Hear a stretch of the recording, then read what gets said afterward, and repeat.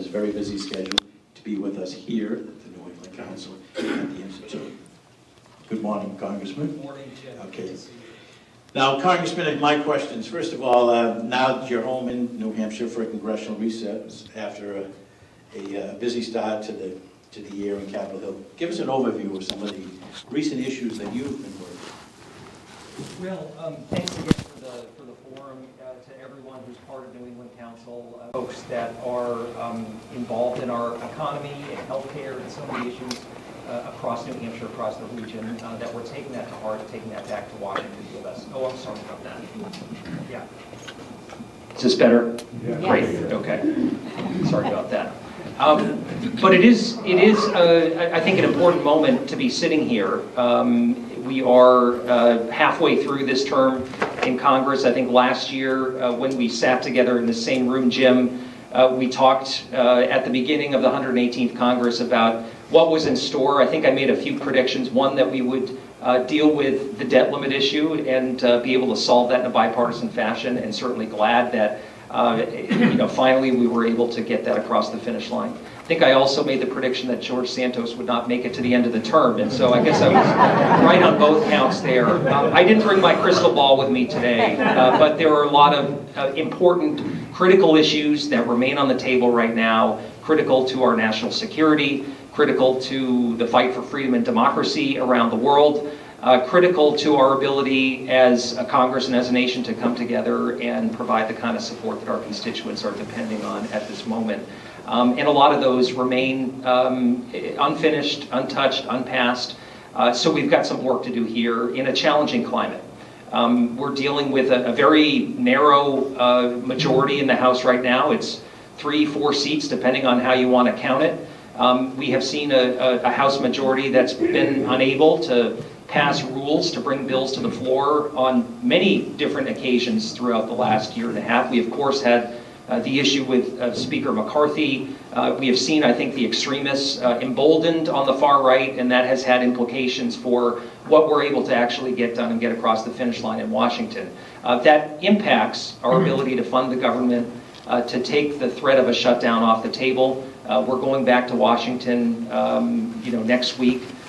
We just have 2 legislative days before the March 1st deadline to come up with a bipartisan deal to avoid a government shutdown and to continue funding for all the things that we care about.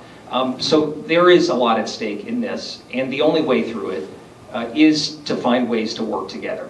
And we have seen some bright spots, and I think we'll get into that a little bit more, whether it's taxes, whether it's the Senate and their ability to come together and figure out a national security supplemental, and actually put on the table some really good ideas and concepts with respect to border security and immigration reform, things that I hear a lot about from my constituents. So I think we've got to understand that no party has a monopoly on good ideas. The solutions are found somewhere in the middle. That involves listening, understanding, working together. It's tough, and it's particularly tough in a House of Representatives where I think the extremes and the conflict tends to get most of the attention, as opposed to the spaces where the conversations are happening in a productive manner. But unfortunately, we haven't seen the fruits of our labors to this point on a variety of issues that people are depending on us to solve.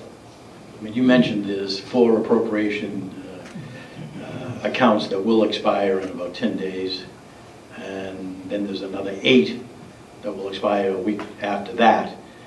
Are you confident that you'll see the conference committee a vote on the floor and something that will be signed into law that will have a budget for the year, or will it be a continued resolution again?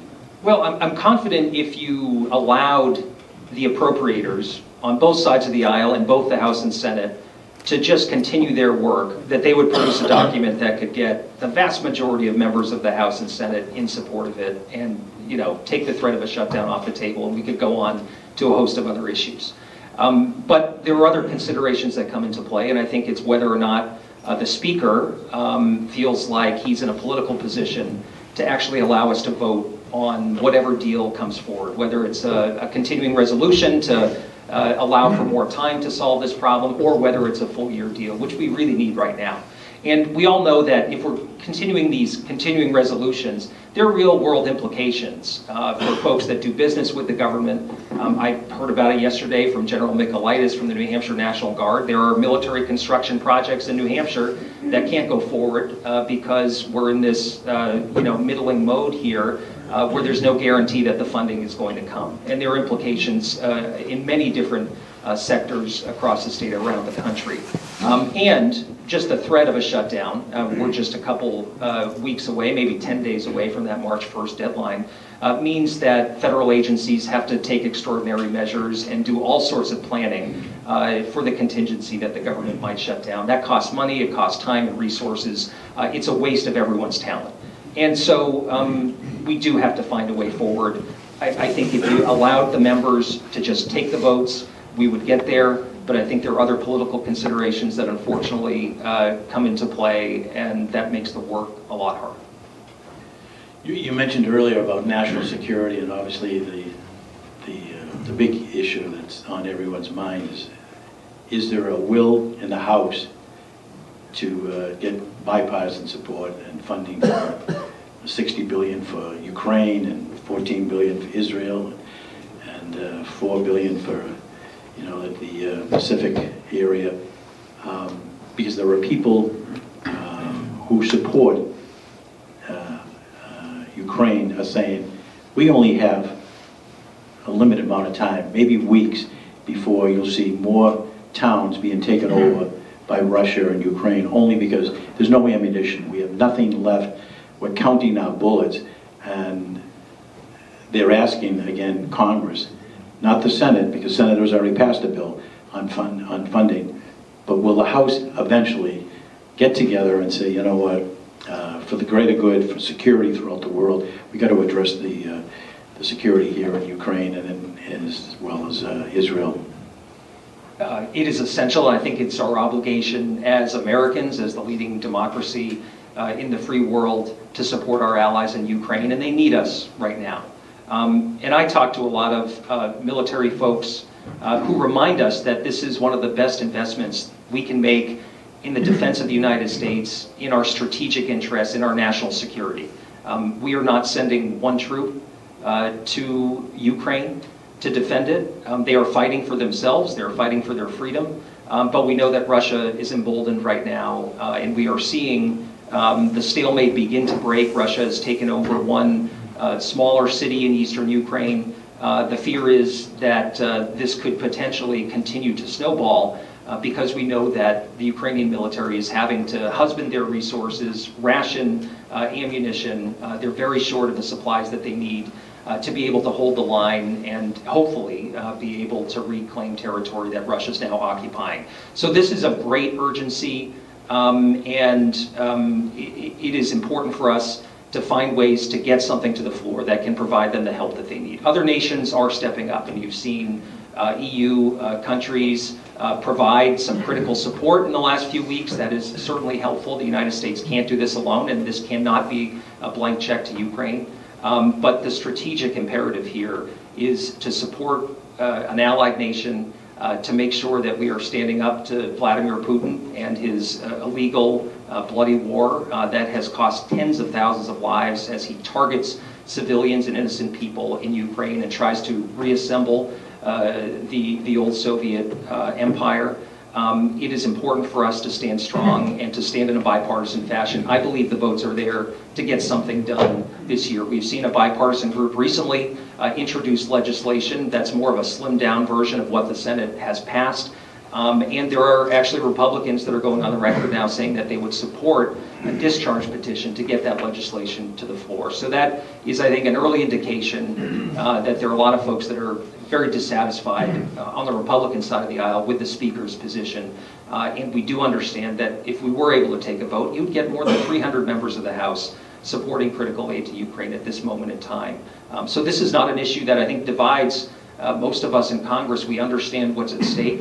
And how can you consider world events and what happened recently with Navalny's murder, essentially, in an Arctic prison, and not really take to heart what's at stake and what Russia is all about. They are not going to stop at Ukraine,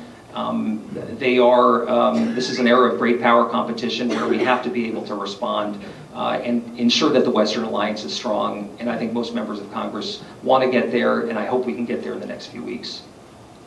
Is it Congressman Fitzpatrick from Pennsylvania that is Republican that's leading the effort to try to get a bipartisan package together and on the floor, or urge the Speaker to get it on the floor? As you say, over 300 people would vote for it. Yeah, Brian Fitzpatrick from Pennsylvania, Don Bacon from Nebraska is the other one that's leading the effort on that side. And they're part of the problem solvers group that I'm a member of, about 52 of us, half Republicans, half Democrats. So this is an issue where I think members of our caucus have been really focused, of the problem solvers caucus, on finding a way out of this. And I think this initial legislative offer is a good vehicle to attract some support. And the Senate's done some amazing work on this. And again, in a democracy, you take the votes. And that's all we're asking for here in this case. It is really urgent that we do so in the coming weeks. And so I hope that the voices will continue to grow on the other side of the aisle in favor of that. You know, the House recently passed the Bipartisan Tax Relief for American Families and Workers Act. And we're grateful for your support of the bill. The package includes a provision that would allow businesses to fully deduct the R&D expenses in the year that they are incurred, reversing, I think, the requirement that was in the 2017 tax bill that required business to amortize the expenses over 5 years. This is a big issue for the New England House because many members have asked us to advocate this. So it's good to see that the House has taken a leadership role in this. But unfortunately, there's so many roadblocks between the House advocating it and getting it into the President's desk, and that's the Senate. And yet, despite bipartisan support and the House, can you speak to the viability of this bill making it to the President's desk? Yeah, I think there's a real strong opportunity here to get this over the finish line. And the Senate has been part of this negotiation. Senator Hassan, for instance, was the lead negotiator with respect to the R&D provisions that made it in that House bill. And those are really significant. As you can imagine, you know, businesses, especially our innovative businesses, a lot that are in the defense industrial base, rely on these R&D tax credits. I was talking with a company recently in Rochester that was going to see its tax bill double this year as a result of the provision in the 2017 law that kicked in that prevented them from amortizing this over 5 years. And so that's a huge expense for a small business that does really important work for NASA, but it's not you know, just that company. It's dozens of others that I've come into contact with across New Hampshire. So there are real world benefits here for Main Street businesses, for really innovative companies in New Hampshire that are significant employers. And I do feel confident that we'll be able to get this over the finish line. The child tax credit that's part of the bill is a little bit more modest than what we saw as part of the American Rescue Plan. And if you remember, at that point in time, we were dealing with the COVID pandemic. This was all about putting money back in the pockets of working families in New Hampshire. As a result of that, we cut the child poverty rate in half in the United States within 1 year. So that was incredibly significant, especially at a time where we were seeing increasing costs, where there were challenges with families being able to afford childcare, grocery bills, a host of other things that we know people in New Hampshire continue to contend with. So being able to make sure that more hardworking people are able to keep more of their money every year is a really important priority, and something that I think will allow us to get both Republican and Democratic support ultimately in the Senate to get this across the finish line. There's some other important things in the bill that deal with housing, that deal with people who have been affected by natural disasters. So I think it is a good package. It's paid for, which is critically important in this environment of escalating debt and deficit. And so I think we saw a strong vote, more than 300 members of the House in support of it. That's a good indication that we're going to get it there eventually. Unfortunately, you know, as we're in the middle of tax season right now, it's not coming at the moment where it could provide the immediate relief, especially for the small businesses that are counting on a softer landing with respect to R&D. But I'm hopeful we can get there in a way that it'll be retroactive for them. The House passed tax bill also included what you just referred to, 12.5% tax credit that will be allocated between 23 and 25. And that's really addressing the affordable housing shortage that we have here, not just in the state, New England, but in the country, which is a great relief, to say the least. But this is an issue that's really affecting so many businesses, whether they want to relocate here, whether they want to expand here. If they can't have employees here able to purchase a home. So what else can Congress do to try to address the affordable housing issue? Well, this expansion of the low-income housing tax credit that's part of the tax bill is an important pillar because it's one of the major programs that is accessed by New Hampshire Housing that supports affordable housing development in New Hampshire. We know New Hampshire Housing tells us we're 20,000 units or so short of where we need to be today to meet New Hampshire's housing needs.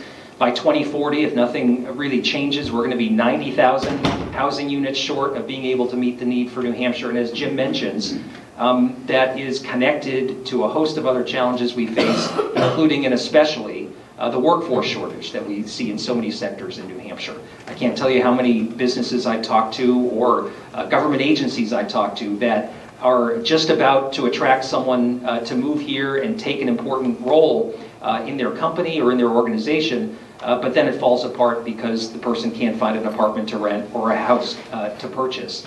And so that is a common story. And we also know that as a result of escalating costs the last few years and historically high interest rates right now, housing is unaffordable for a lot of folks that are just starting out in New Hampshire too.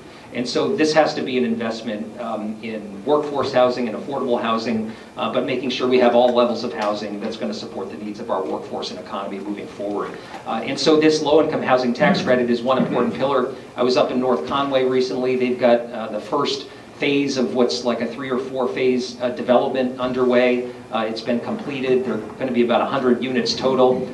If you can imagine, we've got a housing crunch in southern New Hampshire, but in the Mount Washington Valley, it's a severe crisis. They can't fill jobs at a lot of the tourist-based businesses and seasonal businesses up there because of a lack of rentals and affordable housing opportunities, and that really is hamstringing their economy. So was able to see that development, great partnership with New Hampshire Housing, wouldn't have been done without the Community Development Block Grant and this low-income housing tax credit. So this bill will expand that by 25%. That's one important way that we can help address this crisis. But when you think about workforce, and you think about the people that are actually building the housing, we need to continue to stress other ways to get more people to go into the trades, and to build out the construction workforce that we need, because we know that companies oftentimes have a lot more requests than they're able to satisfy in terms of our contractors. And we can only really address that if we're looking at how we build out programs that will encourage more people to pursue that line of work, and also look at our immigration system. And we know that we're an old part of the country. We're the second oldest state in the nation, and we're not going to be able to solve the demographic challenges we face without immigration reform that allows more people to be able to come here to build their lives and build their American dream. The entire New Hampshire delegation has been absolutely fantastic champions for expanded access to high-speed internet, particularly in some of the rural parts of New Hampshire.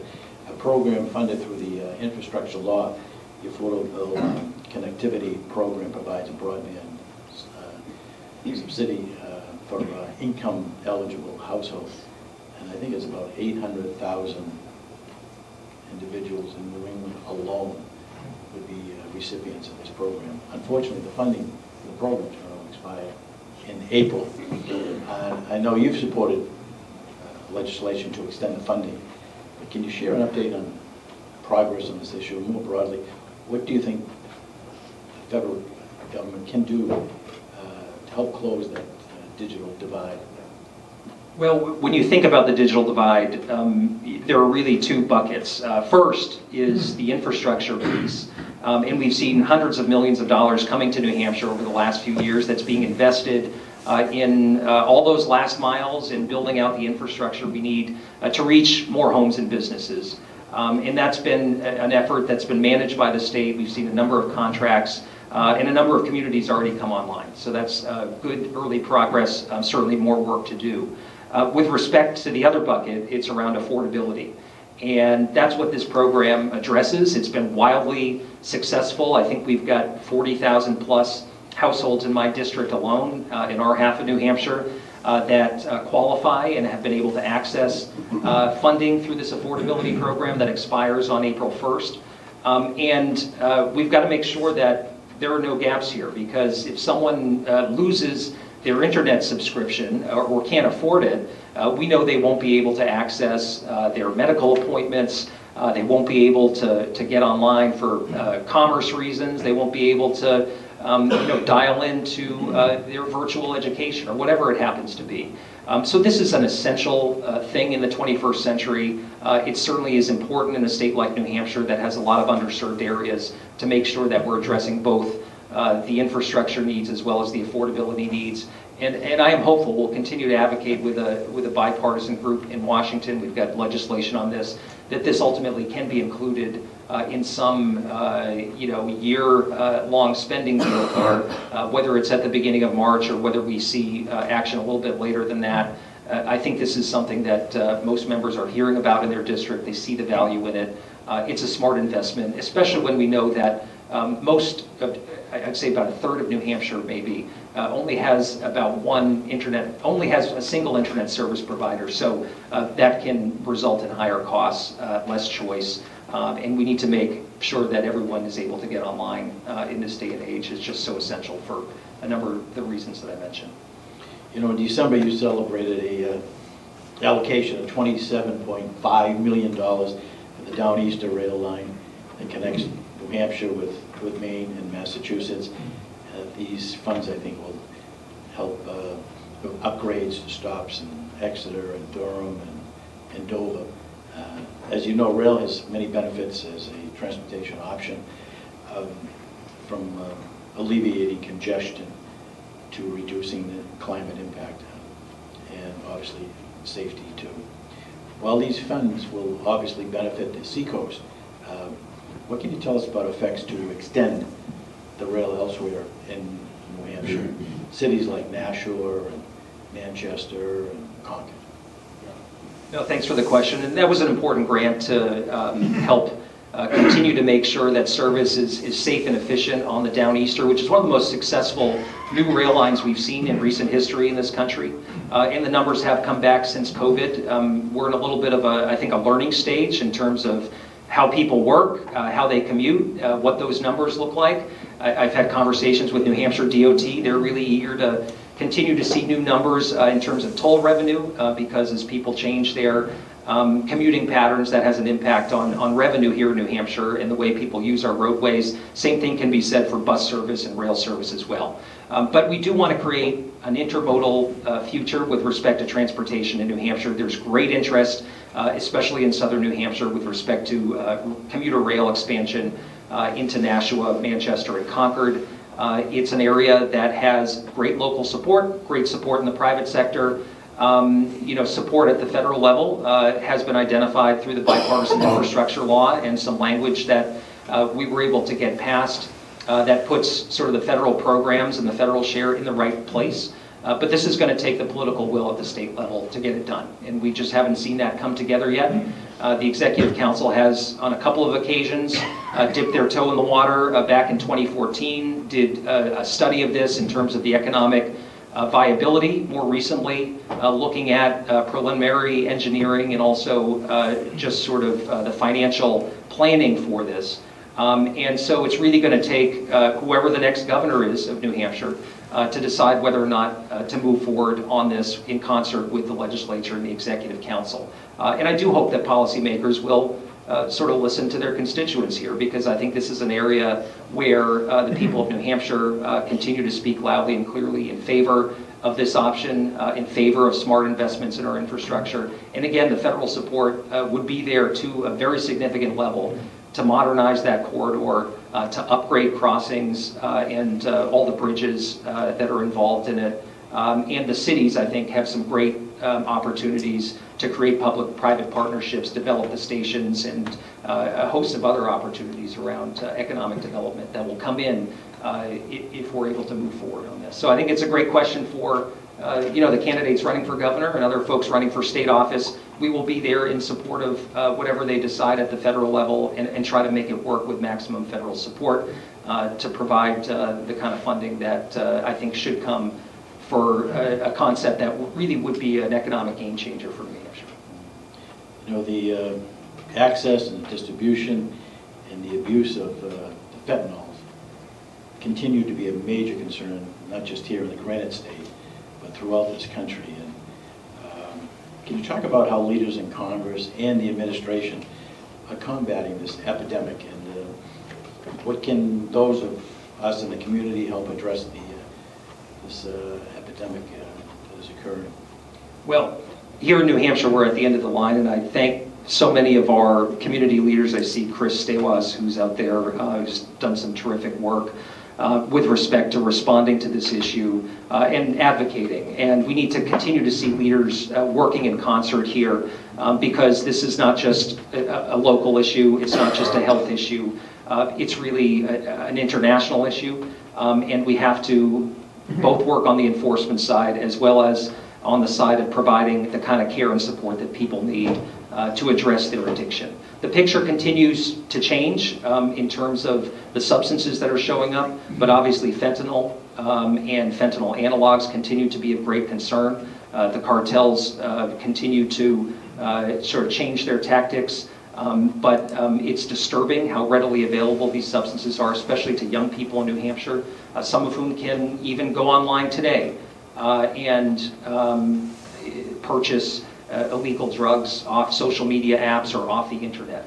And it's incredibly scary. So we've got to address this in a number of different ways. One is to go after the precursor chemicals that are being used to manufacture fentanyl in Mexico and hold China to account. We've passed some tough legislation last year on that topic. We continue to lead the legislation with respect to scheduling of fentanyl analogs. These are the deadly look-alike substances that are increasingly being manufactured by the cartels to skirt our laws here in the United States, and we should be able to have policies that will hold them to account and prevent these deadly substances from coming into our communities. It's bipartisan. We need a permanent fix on it.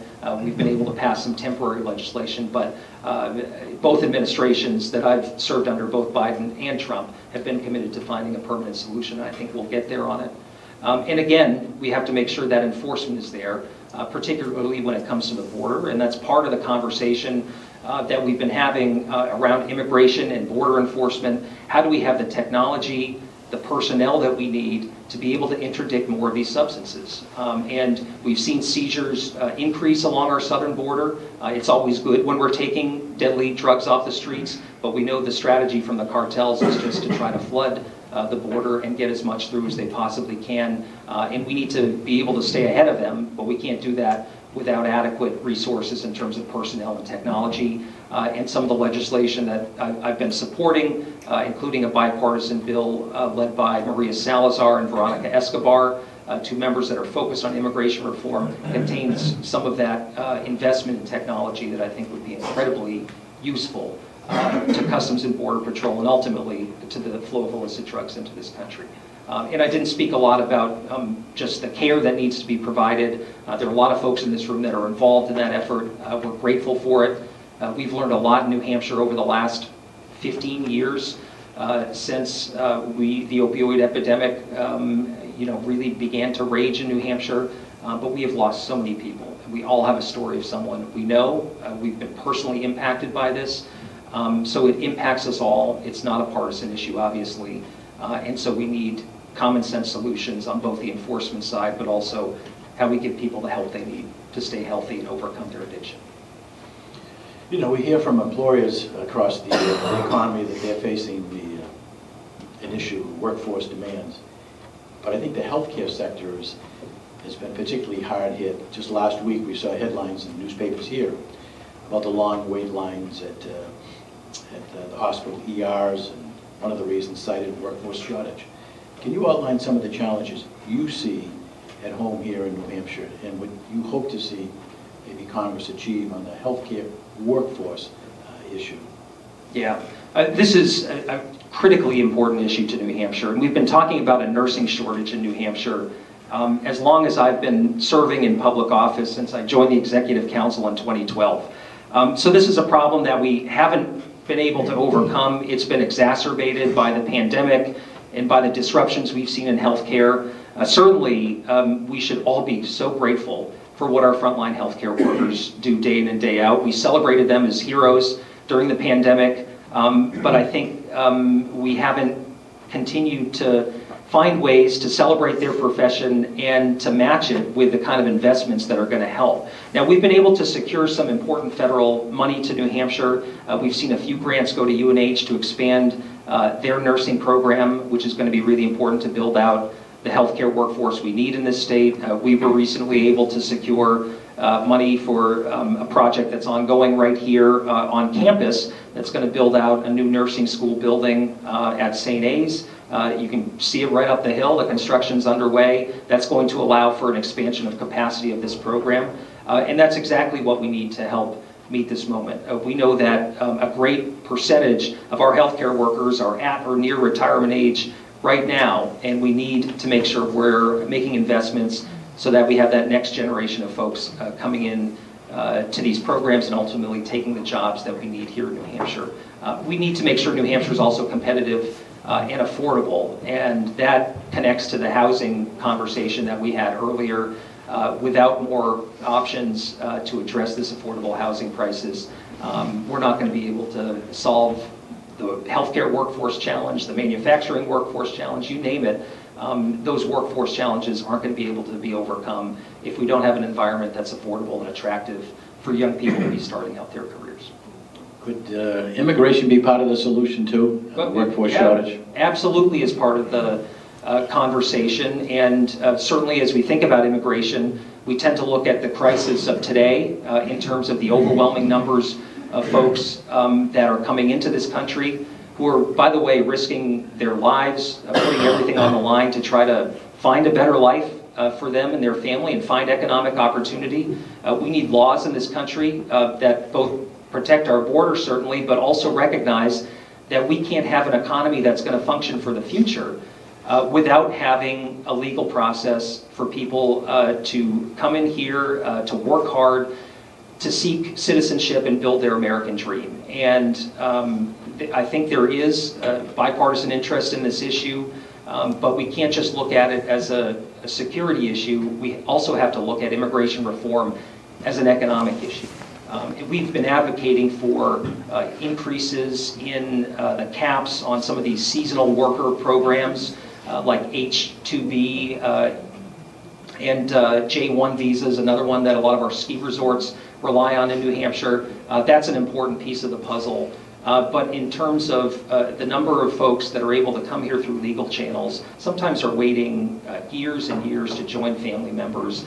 It's unacceptable when we know the need is so great with respect to our economy and solving our workforce challenges. So that absolutely has to be on the table as we think about immigration reform. And I think we continue to hear from the business community here in New Hampshire about using this opportunity to address this crisis in a way that also has benefits in the outer years for our economy. Last week it was announced that the consumer price index inflation rate had come down to 3.1% for the month of January. It was lower than the 3.4 that it was in December, but higher than the 2.9 that many analysts thought it would be. Though experts argue that the economy is getting better, many Americans continue to remain skeptical about the current state of the economy. They just don't feel as though things are getting better on the economy, even though the stats are there. Inflation is down, employment is down. They just don't feel it, whether it's in the supermarket or the gas station. So what can you say to New Englanders to convince them that overall the economy is in better shape today than it was in the past few years? Well, I think my job really isn't to convince people. I think my job is more to listen and to find out ways where the economy is falling short for folks. And I think there are real ways that this economy is not working for everyone. Certainly some of the numbers you mentioned are really strong, and we've got record low unemployment, especially here in New Hampshire. We have seen those inflation numbers come down. But I think a lot of folks feel really uncertain right now, not just about the economy, but about the world around them and about some of the disruptions that no one has ever lived through before that we've endured over the last several years. So I think that has an impact in terms of people's feeling about their own personal finances and about how the economy is working. And there are some serious challenges, and we've gone over some of these. The cost of housing, the cost of childcare, we really haven't mentioned that, but that is cost prohibitive for a lot of young families that are just starting out, and that has implications for the strength of our workforce, the vibrancy of our businesses and our business climate. And prices at the grocery store that have spiked and have been all over the place over the last couple of years. These are things that people feel in their day-to-day lives, and policymakers shouldn't just be out there talking about the last bill they passed. We should really be forward-looking at the challenges people are living through and how we can address them. So we've gone over some of the solutions we've put on the table with respect to housing. Childcare is another issue where I think we need to see some federal investment. This should be a national priority. We need to solve the riddle here, which is that providers want to hire more, they want to pay their employees more, but they don't feel like they're in a position to charge people more, and certainly people are already overextending themselves with respect to childcare. So that federal investment made a difference in the pandemic years. We've seen a cliff since then where support has fallen off, and I think we should see some additional help. And I'm hoping that we might be able to realize that through negotiations around the appropriations bills. We've done a lot of work on supply chains, and some of that has evened out over the last few years. But we're living in an area where, or living in a time where global conflict continues to impact supply chains. The unrest that we are seeing in the Middle East, the attacks from Houthi rebels on American positions, but also on global shipping, is having an impact on prices in Europe, and certainly can impact the availability of goods and prices here in the United States too. So there are disruptive forces out there, and we've got to be smart in terms of how we address them. But I think we can't ignore what people are living through right now. It's an extraordinary time, and we need policymakers in Washington that are focused on actually getting some things done and trying to get it right for the people that we serve. I've been frustrated over the last few months where it seems like there are political forces that are greater than us in Congress that are interfering and are preventing us from being able to do our work and getting things over the finish line. And we don't have to get too political here in terms of what all that means and what's involved in that. But again, I think in Congress we should take the votes. It should be about reflecting our district, and it should be about compromising. We're not going to get everything we want, but let's at least try to make things better in the time that we have, and actually try to do the job as opposed to seeing politics as just a partisan performance. As I mentioned earlier, the CQ roll call recently listed you as one of the most independent and bipartisan members of Congress. Can you share with us how you approach building those relationships with some of your colleagues on the other side of the aisle?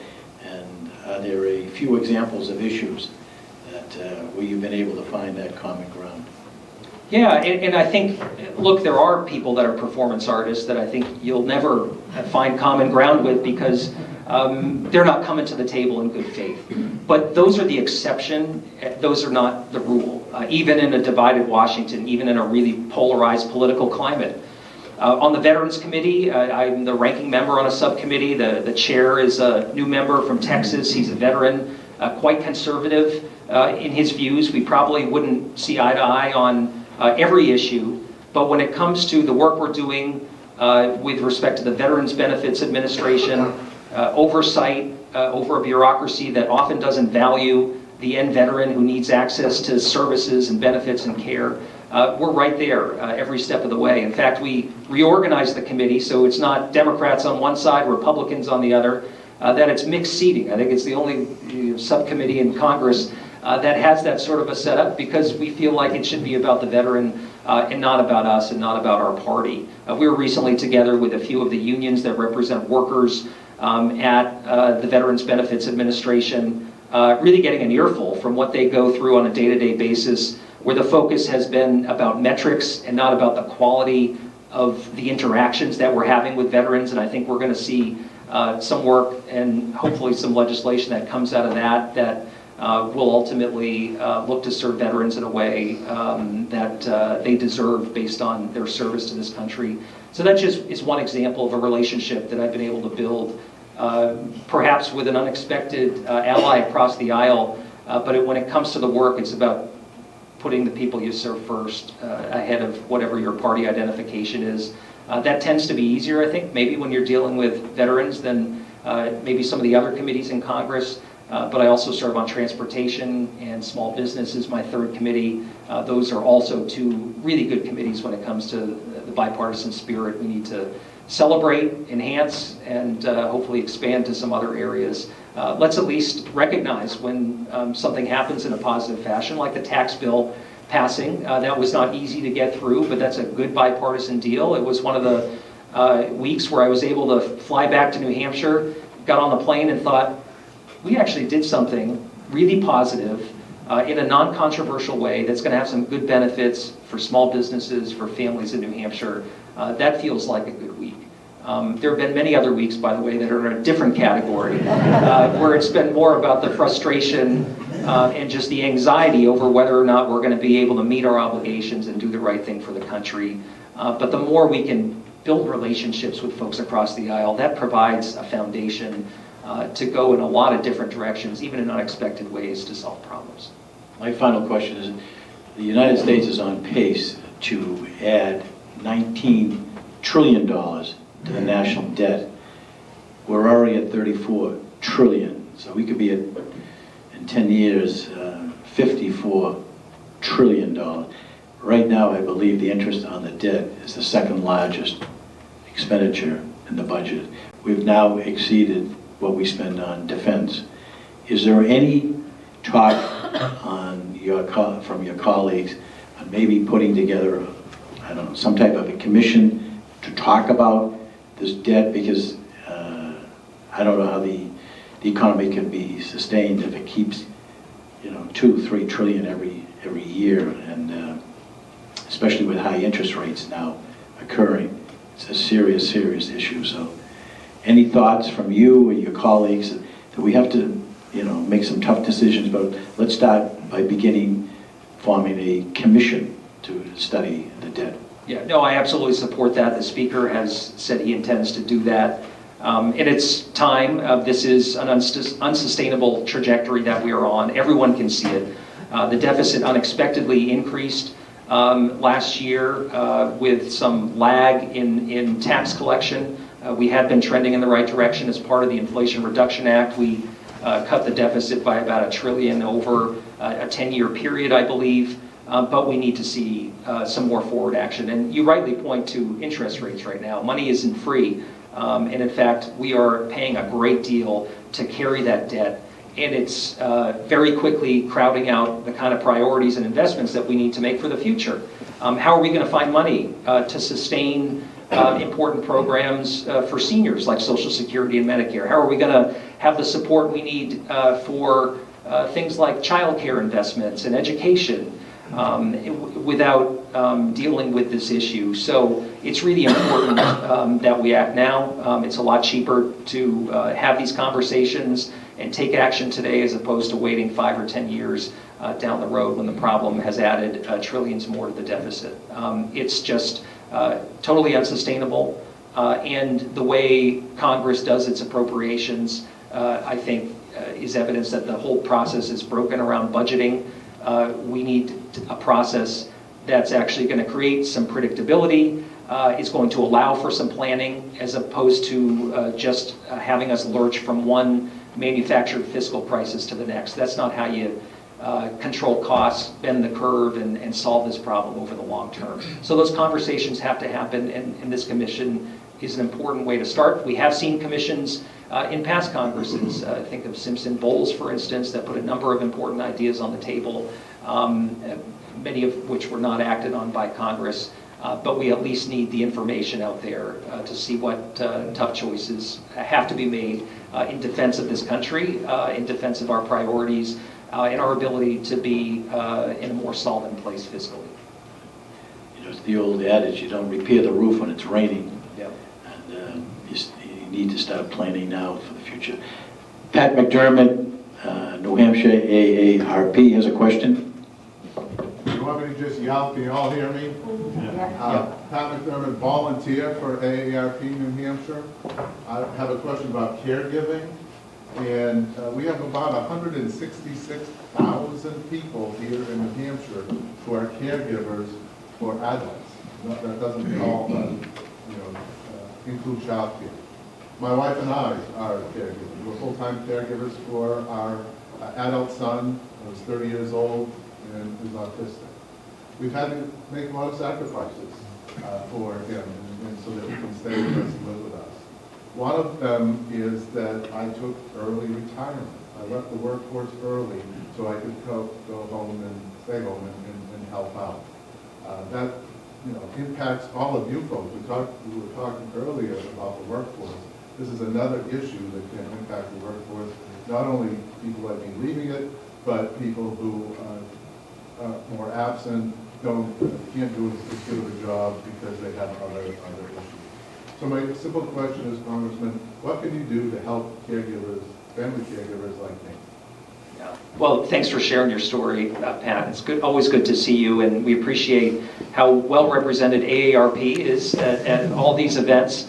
And we appreciate the message that you deliver to and want to continue working with you.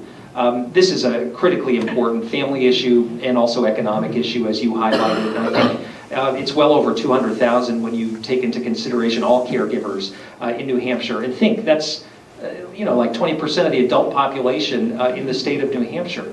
That's incredibly profound. It's something I've worked a great deal on as a member of the Veterans Affairs Committee at working to expand programs that provide support for family caregivers and to ensure that veterans can stay in the home and get the care that they need. There are specific programs that are designed to do that.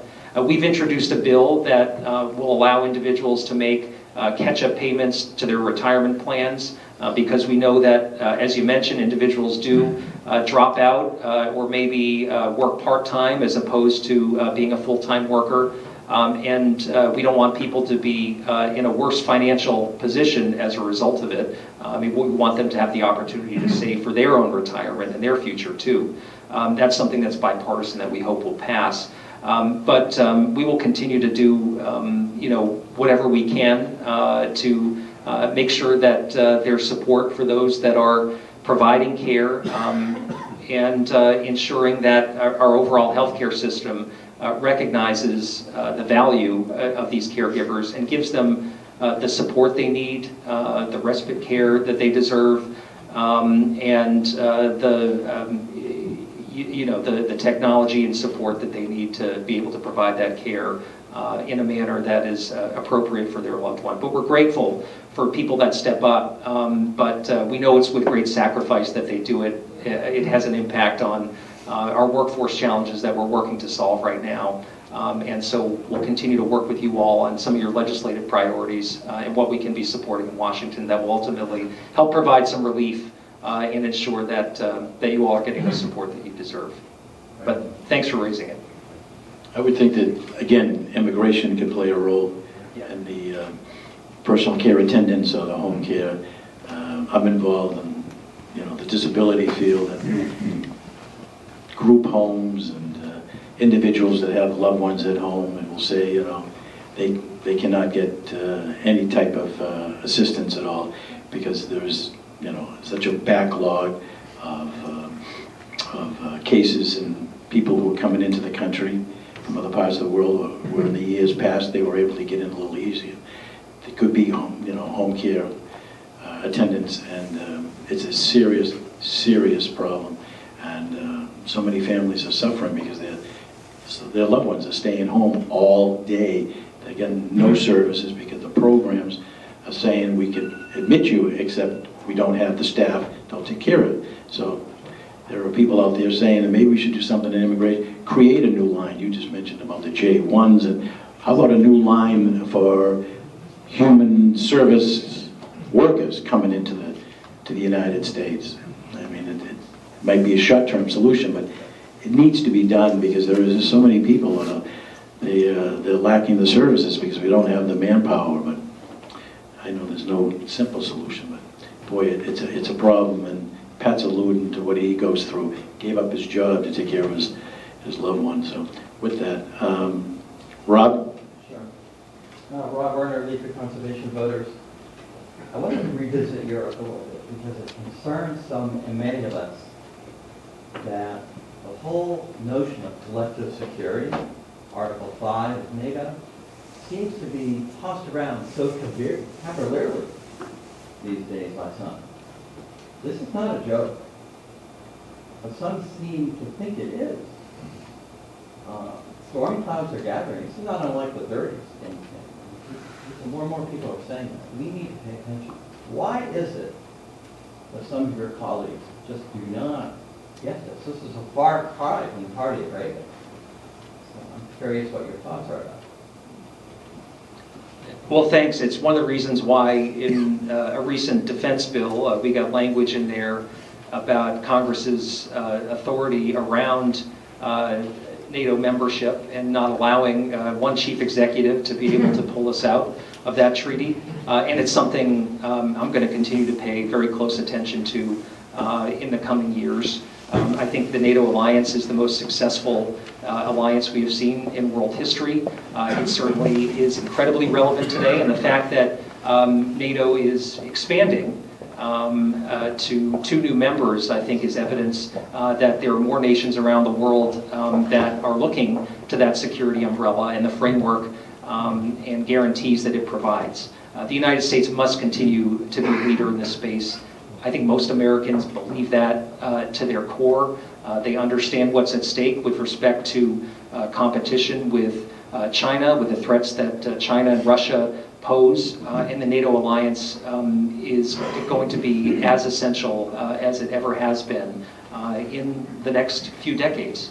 And so U.S. leadership here is essential, and the way we fund our involvement and continue to work to expand NATO's membership, I think, is going to be critically important in the coming years. No doubt it is under threat, and I hear the same rhetoric you do, and it is voiced by some of the colleagues that I serve with in Washington, D.C., but I think a lot of these folks are not serious members of the House of Representatives. There are incredible colleagues on both sides of the aisle that work in the intelligence space, that serve on the Armed Services Committee, that are really committed to the kind of U.S. foreign policy and national security that NATO is a keystone of. So I think you can count on there to be continued bipartisan support in defense of NATO. That is so important, especially given the events that we've seen play out on NATO's doorstep. Maybe one more question? One more question? Yes, ma'am. Hi, my name is May Hayden. I'm from Service Credit Union. When you were talking about healthcare workers and attracting more people to New Hampshire, I have a daughter who's a physician assistant at Southern New Hampshire, Nashua. But one of the biggest things that I've seen, not only as an employer but family-wise, is student loans. What can we do about student loan debt? When you take a nursing job, I used to work in healthcare. When you're a nurse and you've gone through 4 years of education, because you can't just do nursing in 2 years anymore. There's too much to learn.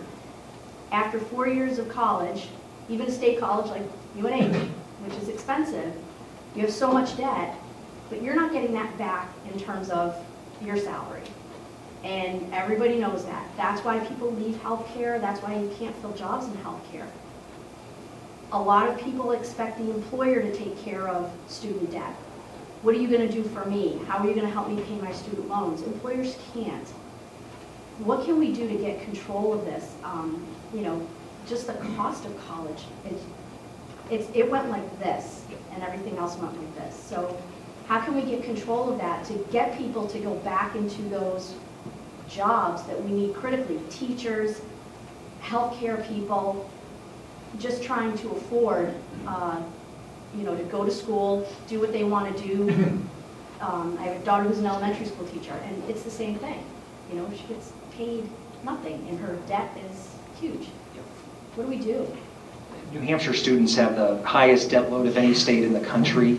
And we know that stems from a lack of state support for our university system, and we have one of the highest in-state tuitions of any state university system in the country. So that has an impact on people here. This has to be a forward-looking approach, and we've got to work to solve this. I know the administration has taken some steps, and I've had some issues with how they've rolled out kind of forgiveness proposals that they've had. You know, that's important for a lot of individuals, but that doesn't solve the problem going forward at all in terms of how education is just out of reach or totally unaffordable for a lot of folks, or the debt that young people are saddled with to pursue a career path of their choosing. With respect to what we can do about it, I mean, I think one of the important priorities that Congress should look at is expanding Pell.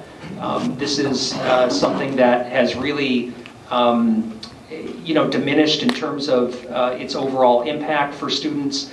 Pell Grants are a much smaller share of the overall tuition bill today than they were 20 years ago, and so we should be looking to make that a much more powerful, significant grant that can help students get into a school and get on a career path.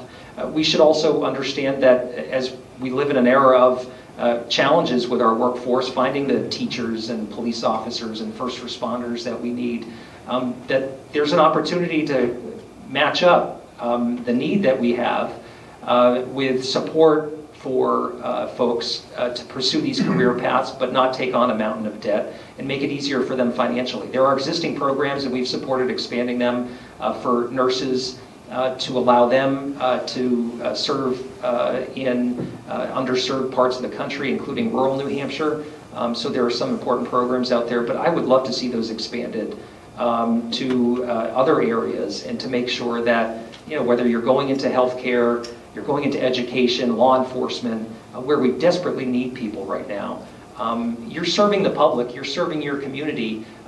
You might be doing it at, without the compensation that you deserve for that position.